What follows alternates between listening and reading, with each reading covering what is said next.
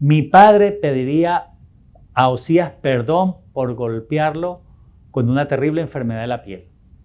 O sea, dicho en otras palabras, si un ministro de la Eucaristía no le pasa nada por seguir siendo ministro de la Eucaristía después de que conoce las advertencias, porque si está en ignorancia, el pecado es menor, ¿no? Pero si ya sabes que no puedes, insistes en ser ministro de la Eucaristía, a pesar de las advertencias, amonestaciones de Dios, te va a pasar algo. Si no, Dios fuera injusto y Osías, en el día del juicio, reclamaría a Dios, a mí me diste una lepra por hacer algo que no es sacerdotal y a este ministro de la Eucaristía no le pasó nada.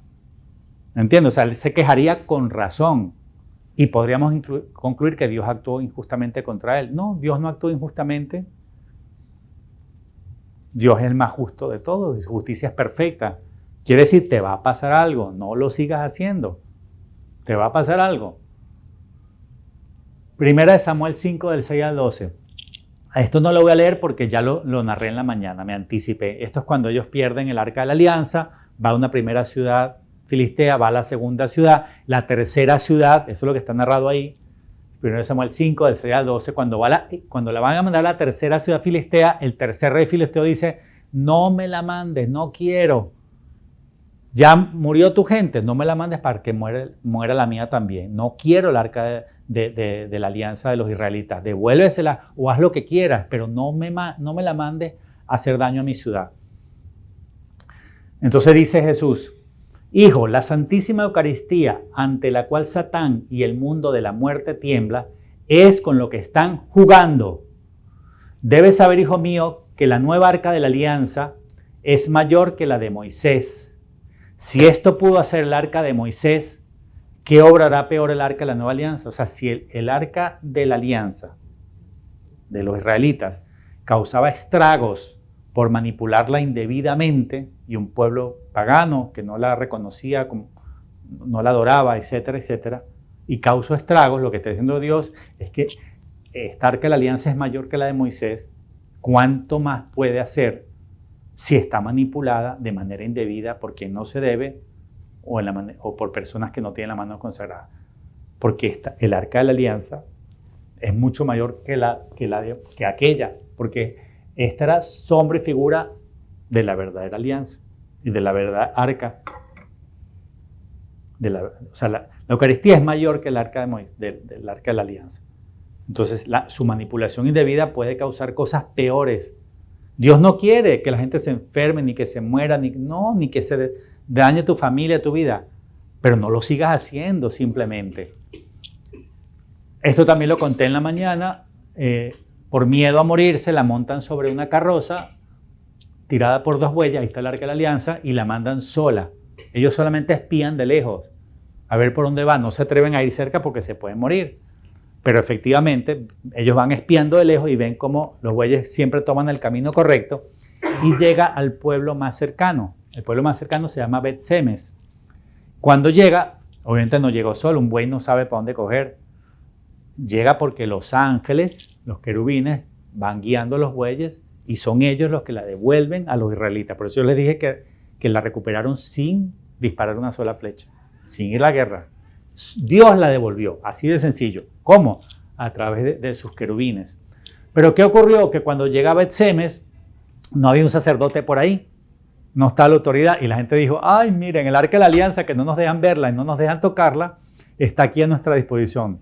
La abren y comienzan a ver, mira el maná, mira la vara de Aarón, ay, comienzan a ver y a tocar, se murieron. Dios no quiere, pero es una lección. Entonces dice Jesús, Hijo, si no cambias tu modo ahora y continúas desacralizando mi santo templo, cuando aparezcas en la corte del juicio, el maligno estará al lado de los 70 hombres de Bet-Semes que murieron por mirar dentro del arca de la alianza para acusarte, y yo juzgaré rectamente. Claro, si ellos se murieron por meterle mano al arca de la alianza, lo que está diciendo Jesús es, si a ti no te pasara nada, el día del juicio ellos dirían, yo me morí por tocar el arca de la alianza, y esta gente que toca con sus manos laicas, seglares, la Eucaristía, y no les pasó nada, entonces fuiste injusto conmigo, dirían ellos. Pero Dios no es injusto. Quiere decir, te va a pasar algo, no lo sigas haciendo. El mensaje es clarísimo. Además, es una desacralización. Tocar la Eucaristía con la mano es desacralizar la Eucaristía. Es una profanación, es un sacrilegio. Sí es. Nos han querido convencer que no, pero sí lo es. Sí lo es. De hecho, antes del Concilio Vaticano II era pecado mortal agarrar a Jesús con la mano. ¿Por qué lo sé? Pues lo cuenta el padre Charles Moore, que fue entrevistado por Rafael Núñez en Radio María Miami. Él lo cuenta, el padre Charles Moore. Cuando él era joven, él era seminarista, te decían, si tú comulgas en la mano, te tienes que confesar porque cometiste pecado mortal. ¿Y ahora qué? Ahora ya no es pecado porque lo dice quién. O sea, simplemente nos dicen que no es pecado porque nos engañaron y caímos en ese engaño y le perdimos el respeto a Dios. Porque al final todo es para perder el respeto a Dios, para llevar a lo que quiere el demonio, para llevarnos a la condenación, para que mucha gente... Porque nos lleva a la condenación no solo el sacrilegio, sino que el objetivo es que se pierda la noción de la presencia de Dios ahí, o sea, perder el respeto a Dios. Y ese perder el respeto a Dios hace que la gente ya no crea. Hoy en día ya los niños no hacen la primera comunión. ¿Saben lo que hacen los niños hoy? Lamentablemente, en muchas partes. Los llevan, se van bonitos, blanquitos, igualitos, a su primera profanación. Eso es lo que los lleva. Entonces el niño que desde la primera comunión agarra a Jesús en la mano, ¿qué va a pensar que ahí está Dios? Él lo ve como un rito. ¿Ya qué fe puede tener un niño que está profanando desde su primera comunión? No. ¿Cómo lo convence de que ahí está Dios? Si él lo siente, esto es una galleta, que Dios ni que nada. ¿Cómo lo vas a convencer si no le estás dando el ejemplo? Primera Crónicas 13, del 3 al 10. No lo voy a leer porque es un poco largo, pero yo creo que todo el mundo se sabe el cuento. Este buen hombre se llama Uzá y están llevando el arca de la alianza en procesión. ¿No? Ahí está el profeta David. Y en una curva, como que se iba a caer, y viene este buen hombre Uzá, la sostiene para que no se caiga y de hecho evita que se caiga el arca de la alianza al piso y él cae muerto. Imagínense lo mal que se sintió David. Él lloró la muerte de Uzá, se sintió muy mal y dijo, de ahora en adelante ninguna persona que no sea levita va a tocar el arca de la alianza. No solo cargarla, sino ni tocarla. Entonces Dios no quiere que muera Uzá, pero permitió la muerte de este buen hombre. Es un buen hombre, de hecho lo que está haciendo es ayudando, pero está haciendo lo que no debe. Es como hoy en día, un buen hombre va y ayuda al padre y agarra el copón, ayudándolo porque hay mucha gente y así terminamos rápido la misa. Él tal vez lo está haciendo con buena intención, pero está haciendo algo que no se debe. Entonces Dios no quiere que muera Uzá, pero permite que muera Uzá para darle una lección a David y fue ahí que hace la sentencia. Lo dice a continuación, desde el versículo 11 en adelante, ninguna persona que no sea levita va a volver jamás a tocar el arca de la alianza. Entonces Dios permite que muera Uzá para darnos una lección, un ejemplo. Entonces dice Jesús, hijo, si tú permaneces sordo a mis llamados y continúas abusando de mi sagrada Eucaristía, Uzá se parará en el día del juicio ante ti para acusarte de tu pecado y yo juzgaré rectamente. De tu pecado, Jesús lo llama pecado. Lo llama pecado, es que es un pecado, pecamos, se llama profanación, es una profanación eucarística, es un sacrilegio. Y el quinto y último ejemplo es distinto, pero también es relevante, es otro rey judío, ese rey se llama Jeroboam y se llenó de soberbia, ¿no? Entonces dijo, bueno, sí, Dios estableció en la época de Moisés y Aarón que solo los levitas podían ser sacerdotes. Pero ahora llegué yo, el gran Jeroboam, y yo voy a cambiar las reglas de juego, o sea, poniéndose por encima de Dios, ¿no? No, yo voy a nombrar sacerdote el que yo quiera. ¿Usted qué tribu es? ¿Neftalí? ¿Usted qué tribu es? ¿De qué tribu es? ¿Usted es la tribu de Rubén? ¿Quiere sacerdote? Venga, vamos a hacerlo sacerdote. No, sacerdote es de la tribu de Leví, si él es de la tribu de Rubén no puede ser sacerdote, pero como yo soy rey, yo hago lo que me da la gana. Entonces, ¿qué le pasó a este? Por su soberbia, dice, bueno, comenzó a llamar sacerdote a cualquiera, de cualquier tribu. Este proceder hizo caer en pecado la casa de Jeroboam y fue causa de su perdición y de su exterminio de sobre la faz de la tierra. O sea, este sacerdote, por su soberbia, se autodesgració a él y a su familia. O sea, Dios lo borró del mapa para darnos una lección. O sea, si Dios dice que es levita, ¿por qué tú, porque te crees el gran rey? Es que puede ser el gran rey, pero no está por encima de Dios.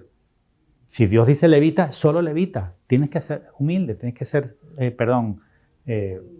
sí, como un niño, tienes que ser obediente. Entonces, hoy en día Dios, ¿qué dice? Ya no es levita, eso era la antigua alianza. La nueva alianza, ¿qué dice? Dice solo varones y célibes.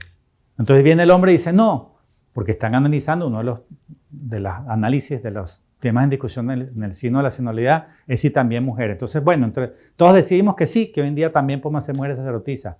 Que no, Dios dijo hombres, solo hombres. Y que nos vamos a poner por encima de Dios a nombrar mujeres sacerdotisas. El mismo pecado de Jeroboam. Dios dijo célibes, no, ahora también casados, porque hay lugares porque no hay sacerdote y nos conviene también casados, no sé qué. O sea, nos queremos poner por encima de Dios. Dios dispuso hombres célibes y nosotros los hombres decimos no, ya lo que Dios dice no importa. Mujeres y también casados y también homosexuales, lo que sea, lo que el hombre dispone. ¡Qué soberbia! Si Dios dijo solo hombres y solo célibes, ya está, obediencia, como niños, como niños. No repitamos el pecado de Jeroboam.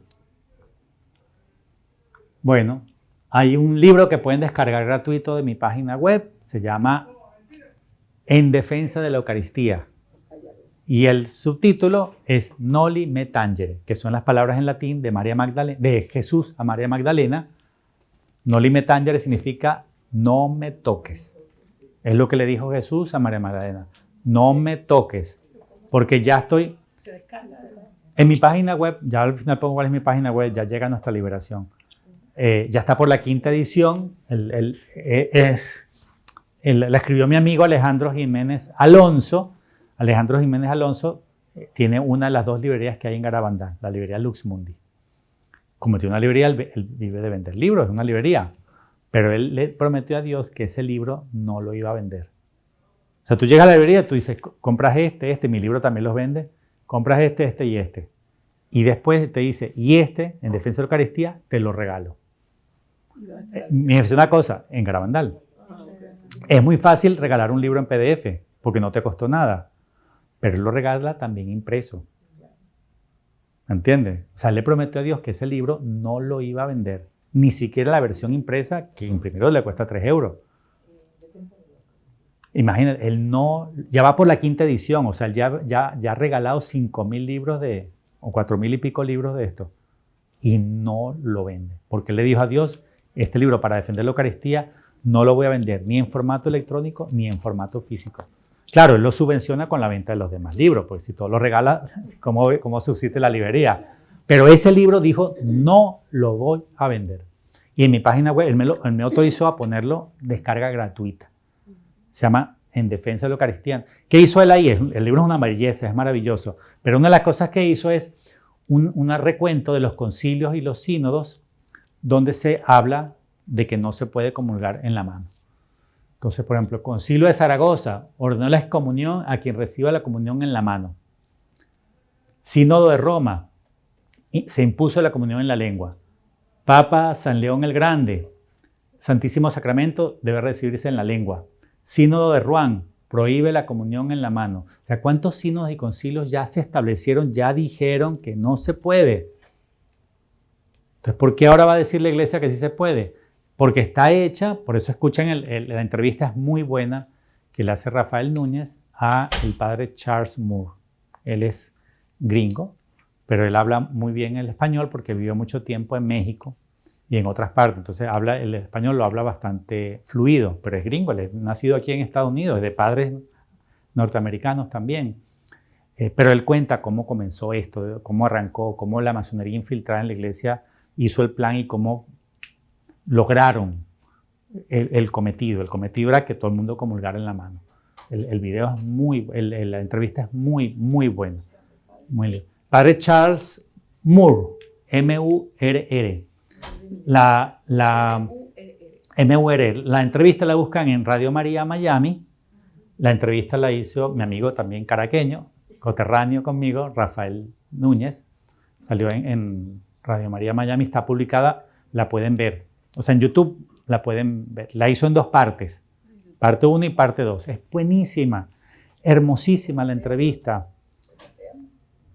Es entrevista en Radio María Miami, entrevista al padre Charles Moore. Charles Moore, M-U-R-R. ¿Por qué? Porque es buena esa entrevista, porque él era un seminarista y él vivió de cerca, siendo un seminarista y después siendo sacerdote recién ordenado, él vivió mucho tiempo en Roma y vivió el cómo ellos lograron meter la comunión en la mano. O sea, cuáles fueron las personas infiltradas dentro de la iglesia que inventaron, que dañaron la liturgia y que forzaron. Entonces, ¿qué cuenta él?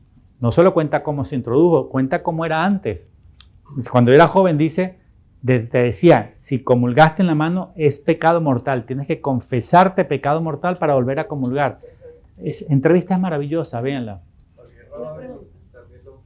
Javier Rabagui, también el padre Javier. Sí, antes que Rafael Núñez fue entrevistado en el espacio Que no te la cuenten, del padre Javier Olivera Rabasi. Excelente entrevista también.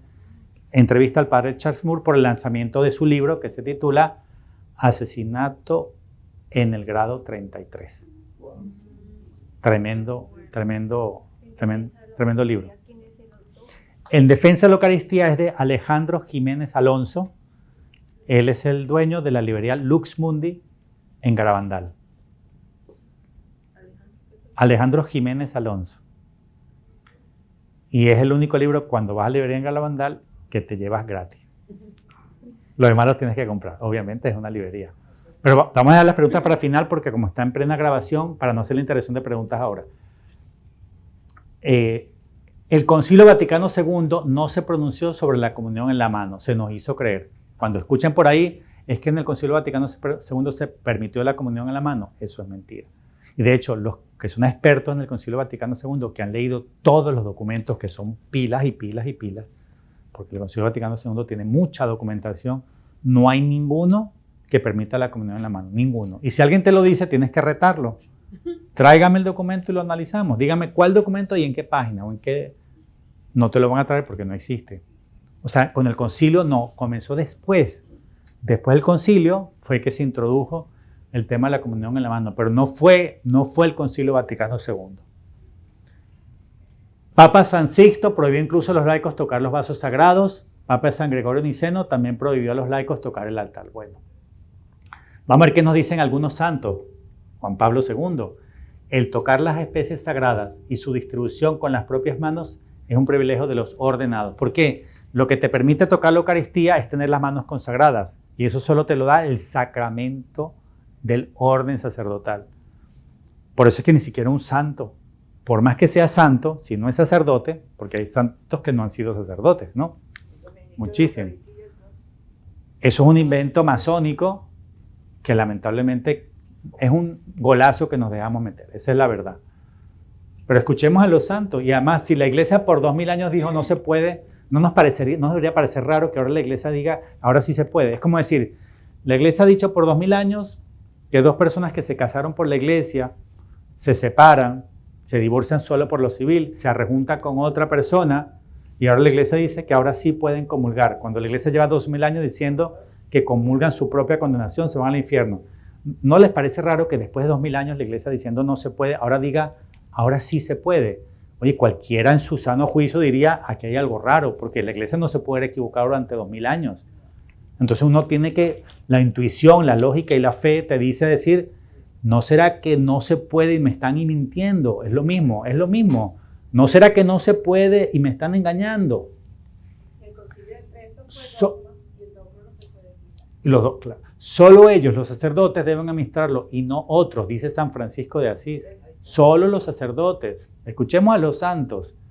Santo Tomás Aquino, por reverencia a este sacramento, ninguna cosa entra en contacto con ella, con la Eucaristía, a no ser que esté consagrada, por la cual se consagran no solo el corporal, sino también el cáliz, y asimismo las manos del sacerdote para tocar el sacramento. A ningún otro le es lícito tocarlo. Pero si la iglesia dijo por 2000 años no se puede, y los santos dicen que solo el sacerdote, que no se puede, pues ¿cómo vamos a pensar que ahora de pronto la iglesia lleva 2000 años yendo así, ¿no? Y de pronto la iglesia dice no. No es por allá, es por acá. Dicen, no, qué raro. O sea, que la iglesia se equivocó durante 2000 años. No. ¿Saben qué? Ni la iglesia se equivocó, ni los santos se equivocaron. Los equivocados somos nosotros. No se puede. Eso lo inventaron los masones. Y nos hicieron creer que está bien, que sí se puede. Pero lo estamos haciendo mal.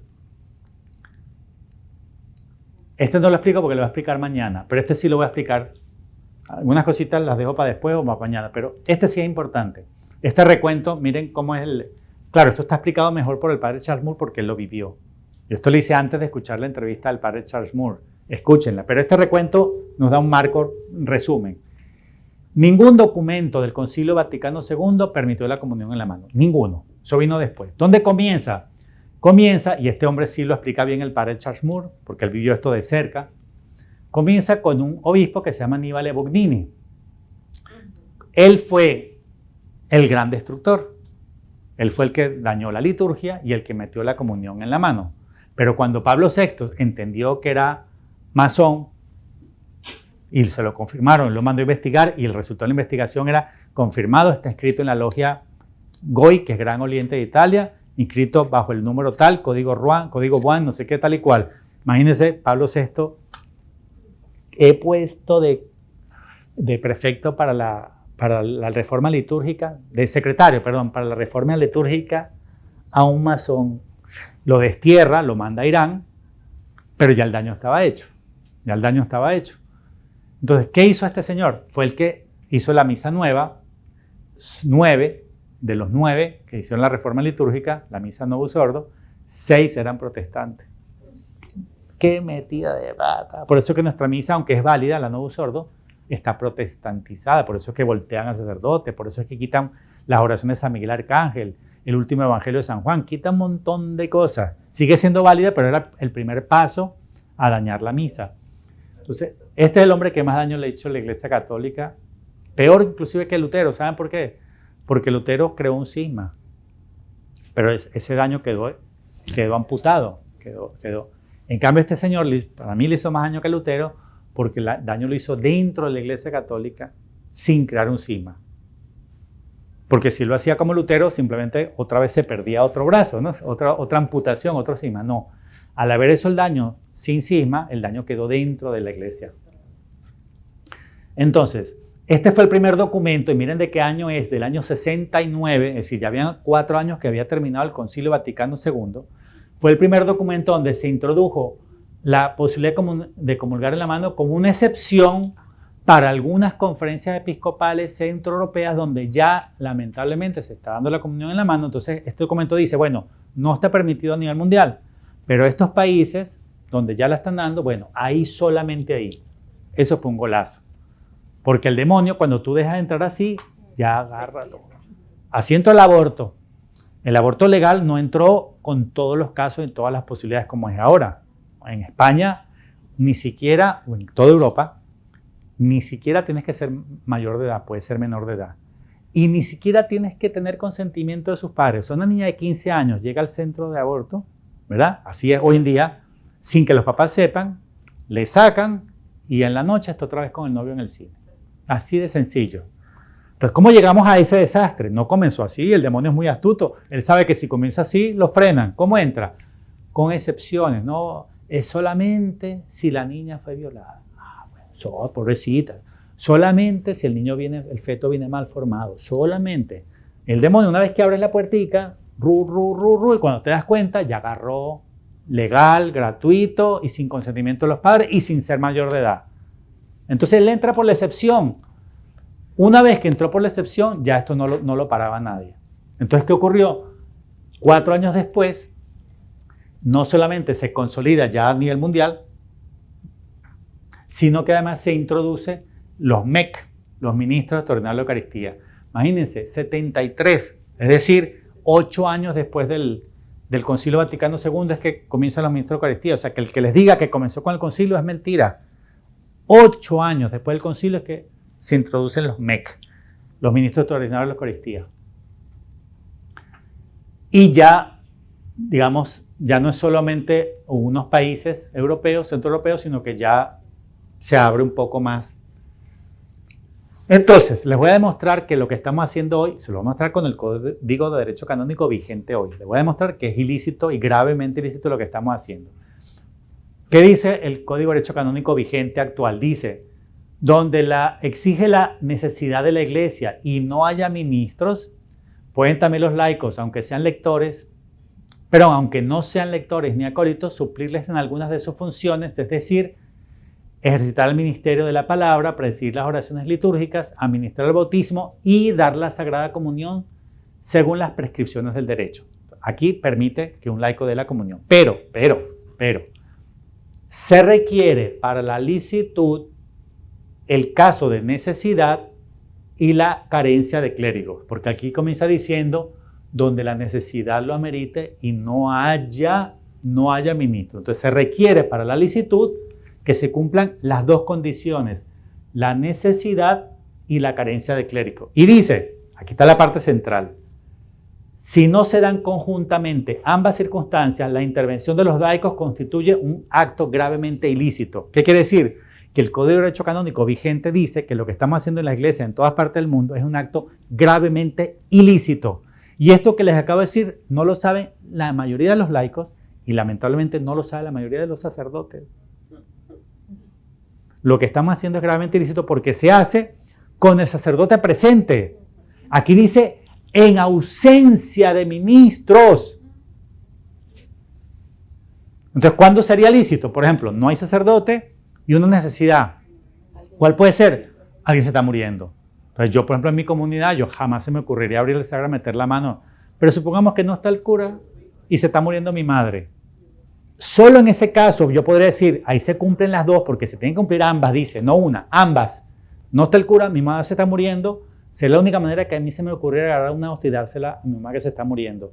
Pero por lo menos estoy cumpliendo con los preceptos diciendo. Pero si no se cumplen ambas, dice que es gravemente ilícito. Lo que estamos haciendo en la iglesia en todas partes del mundo es gravemente ilícito según el Código de Derecho Canónico vigente hoy. ¿Y a quién le interesa? ¿A quién le importa? ¿A quién se dio cuenta? Pero ya sí no lo sabías, no lo sabía. Pero si ya lo sabes y lo sigues haciendo, ahí sí es pecado mortal. Porque ya tú decides hacerlo, ya tú decides hacer algo gravemente ilícito, sabiendo que es gravemente ilícito, ya lo convierte en pecado mortal. Y entonces vas y comulgas en pecado mortal. O sea, le comienzas a acumular pecado mortal sobre el pecado mortal, o sea, estás comiendo tu propia condenación. Este es el hombre, vean la entrevista al padre Charles, porque él lo explica muy bien, él vivió y conoció todo esto de fondo, yo no lo voy a, ni tengo tiempo para hacerlo, quedan 5 minutos, pero este es el hombre que le ha hecho más daño a la Iglesia Católica que Lutero, Arrio y Enrique VIII juntos, más que los tres, porque ellos hicieron daño sin destruirla, sin crear una metástasis, por así decir. En cambio, este logró hacerlo desde adentro, sin cisma, y creando metástasis. Terrible, terrible.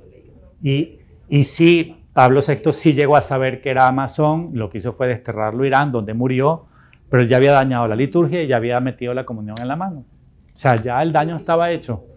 Estaba hecho. Esto se llama catequesis celestial. Es pedagogía divina. ¿Qué quiere decir? Que como el cielo sabía que venía la profanación eucarística masificada, se anticipa para decirnos, con estos ejemplos, hijos, es así como se hacen. Por favor, no lo hagan de otra manera. Pero ¿quién entiende? ¿Quién lo hace? El que es como un niño. Y esto no tiene nada que ver con la edad corporal. Tiene que ver con la edad del alma. Nosotros estamos llamados a ser niños en el alma. El cuerpo no es relevante para Dios. Pero si somos niños en el alma, entendemos que hay que obedecer a Papito Dios y a Mamita María. Hay que obedecer y punto. Entonces, claro, el cielo se anticipa. Viene la comunión en la mano. ¿Qué hace? Pone a comulgar. Porque acuérdense que antes de las apariciones de la Virgen en Fátima, primero tienen las apariciones del ángel. Y tienen un propósito. ¿Y qué el ángel? Los pone a comulgar de rodillas y en la boca. Esto está ahí en Fátima.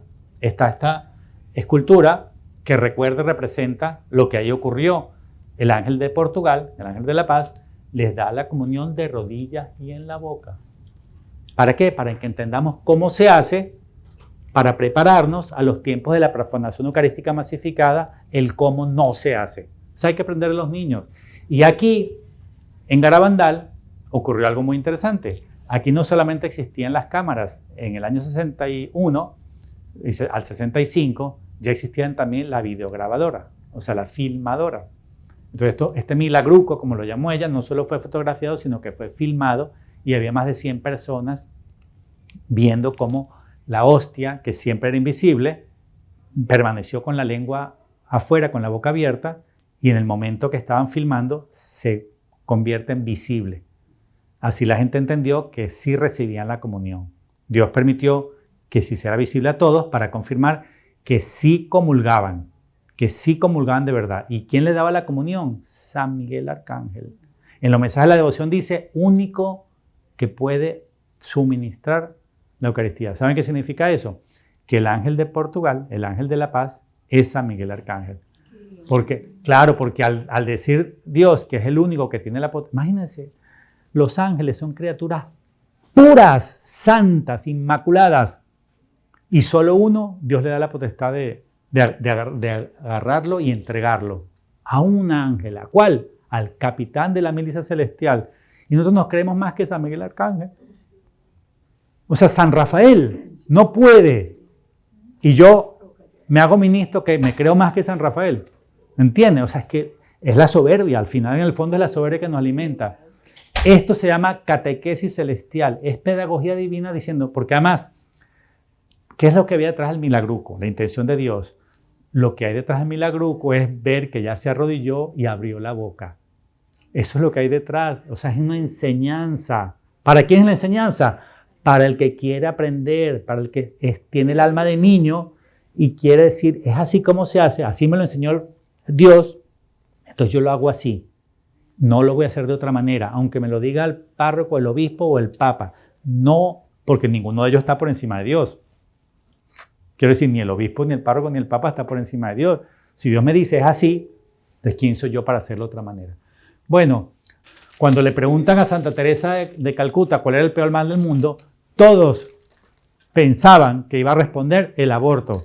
Y lo que dijo es la comunión en la mano, es el peor mal del mundo. Imagínense, no respondió el aborto. O sea que la comunión en la mano es peor que el aborto. Es peor. Yo puse ahí unos mensajes, no da tiempo de verlos, de lo que Jesús le revela a Bernabé de la gravedad de la comunión en la mano. Véanlos, no tenemos tiempo de darlos, pero son impresionantes. Jesús llama a la comunión en la mano armas de destrucción masiva de la fe. Y dice que es peor que la bomba atómica, porque dice que la bomba atómica solo mata cuerpo. Es decir, si una bomba atómica acaba con una ciudad y todos están en estado de gracia, todos se salvaron. La comunión en la mano es peor, porque la bomba atómica no solamente mata el cuerpo. En cambio, esto está apuntado o diseñado para llevar al infierno, para matar la fe, para robar. Entonces es peor, es peor. Entonces, ustedes entran aquí en mi página web, tiene muchas secciones. Al final, yo después, si me conecto a internet, se los muestro. Hay una sección de libros recomendados y en esa sección de libros